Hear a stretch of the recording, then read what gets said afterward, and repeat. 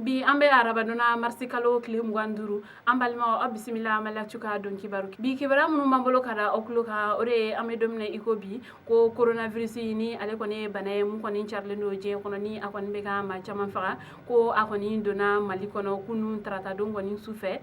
marsikalo kile mugandani kibara munun serama ul kone ayire ka fo ko coronavirus ko ale koni yira mo folo munun konna ko o koni kala mo fla konne chekile ale koni musokile ko ni ma flan nun koni be malien ko wafina ko u koni bola france e marsikalo kle tan fla ale ni marsikalo kle tan worola ko mo folo ko koni muso dore ni ashi koni beta sambina ni konontona ko o koni be bamako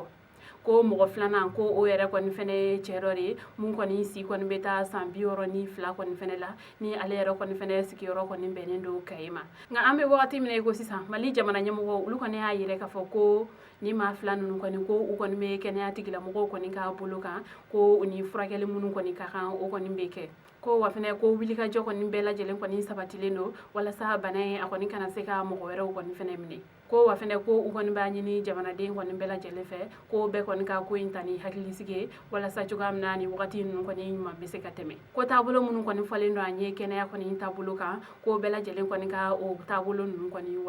wala sa bela jelen koni ni bese ka kisi jogam na kibara wera mambulo kada kulo ka ode trata do marsikalo klem gwanani mali finintigu ka ulu konto wala kana koni barala baye ale koni pisan nyogonche u koni ka bolma fen koni yelena dugu jugoro mugudo koni ka ni o koni chila ka mogofla koni bone unina kibara munun serama ulu koni ayire ka foko pisa ale koni baye nyogonche la ko mali finintigu ulu koni ka lakana bara koni ukumu konnala ko ulu koni ka bolma fen koni yelena dugu jugoro mugudo koni ka ni o koni chila ni uye mogofla koni bonela anina mo sababu yere koni fene jugina ayire la ka fo fene ko u koni me bolma fen konna ko o koni fene chela bogo kibara wera mambolo kada kuloka ode mali premier ministre docteur Boubou Cissé ale koni ala nyini ka foko école karamogo ulu koni ka barabla labam koni kala ni o kunye klim ko barabla ko o war koni ka tike ka bo école karamogo koni sarala kibara munun sarama ulu koni ayire ka foko docteur Boubou Cissé ni o koni mali premier ministre ko ale koni sebenke ka ci mali furuba chakero mam koni ka baranye shilendo war ko koni nyena bolima kerengere ni ala ni école karamogo koni fene sarabe bo o yoro falina ka sebenke ka foko école karamogo ko u koni ye klim ko barabla labam koni ke ko o war koni ka tike ka bo ukuna koni ya takalaje ko kletan ko o koni betike marsi kalola ko kletan were ko o were koni fene betike février kalola ko ni waleya mu yere koni fene flene ni o ye ka foko wakati mun koni kala gerevla ko ka ulu koni tike ka boni école karamogo nun koni sarala ko o yere koni fene mali sharia kerengere lindo koni fene